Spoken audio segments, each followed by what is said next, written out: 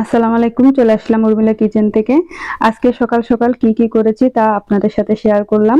সকালে উঠে আমি 45 মিনিট হেঁটে আসছি। হেঁটে আসার পর আমি তরকারি কাটাকুটার জন্য বসে গেলাম। তরকারি আমি তিতা করলা আর নিয়েছি সসিন্দা। তিতা করলাটা আমি একটু বড় বড় সাইজ করে কেটে নিব। আর পেঁয়াজ, কাঁচামরিচ, রসুন কেটে নিয়েছি। তো আপনাদের সাথে আমি সবকিছু শেয়ার করছি আজকে সকাল থেকে কি কি করেছি দুপুর পর্যন্ত। তারপর তিতা করলাগুলো একটু মোটা সাইজের করে কেটেছি। আমি এগুলো শুধু তেল দিয়ে পেঁয়াজ দিয়ে ভাজি করব, তেমন কোনো মশলা দিব না। তারপর করে নিচ্ছি সসিন্দাটা আমি কুচি করে কেটে নিয়েছি, তার সাথে একটা আলুও দিয়ে দিলাম। এরপর একটা প্যান বসিয়ে দিয়েছি। তারপর তেলের মধ্যে কয়েক পিস রসুন আর একটু পেঁয়াজ কুচি দিয়ে দিলাম। এরপর এগুলো ভালোভাবে লাল লাল হয়ে আসা পর্যন্ত অপেক্ষা করব। তারপর আমি তিতা করলাগুলো দিয়ে দিচ্ছি আর স্বাদ মতো একটু লবণ দিয়ে দিলাম। আর কোনো মশলাই দিব না, এভাবে করে আমি একটু এটা ভাজা ভাজা করে নিব। এই যে বসিয়ে দিলাম, দিয়ে এগুলো হতে থাকবে। আমি এক পাশে চুলার মধ্যে যে ভাজিটা করার জন্য নিয়েছি সসিন্দা ভাজি, সেটা বসানোর জন্য দিয়ে দিলাম তেল।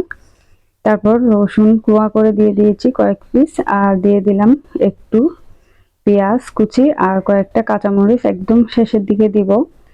তারপর এটা একটু ভাজা ভাজা হয়ে আসলে তার মধ্যে আমি পরিমাণ মতো লবণ দিয়ে দিয়েছি, আর একটু হলুদ গুঁড়া দিলেই হবে।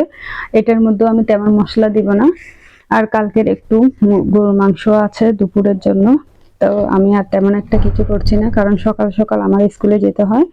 এরপর এটা আমি ভাজা ভাজা করে একটা ডিম ভেঙে দিব।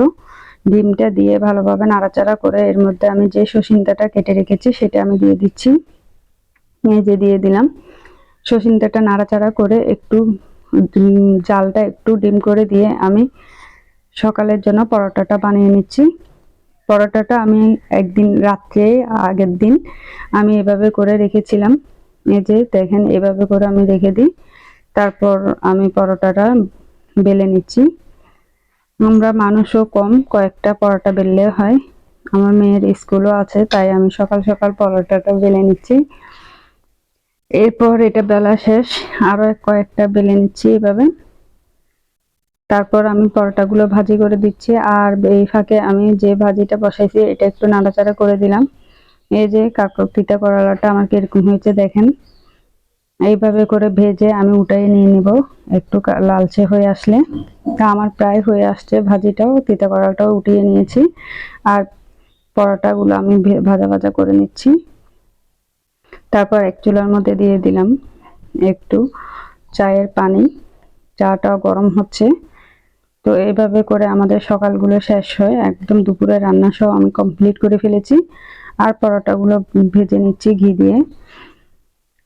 দোকানের পরোটাগুলো আমাদের বাসায় খেতে চায় না, তাই প্রতিদিন একজনের জন্য দুইটা করে হলেও হয়, আমাদের তেমন একটা খাওয়া হয় না। এই যে আমার পরোটাগুলো প্রায় ভাজা শেষ। তারপর চার কাপের মধ্যে আমি দুধ চিনি নিয়ে চাটা বসিয়ে দিলাম। পরোটা আরো একটা দিয়ে দিলাম। এভাবে করে ভাজা শেষ। এই দুধ চিনি নিয়ে চাটাও বানিয়ে ফেলতেছি, তারপর খাওয়ার জন্য টেবিলে চলে গেলাম। তো সবার কেমন লেগেছে অবশ্যই জানাবেন। সবাই ভালো থাকেন। আল্লাহ হাফেজ।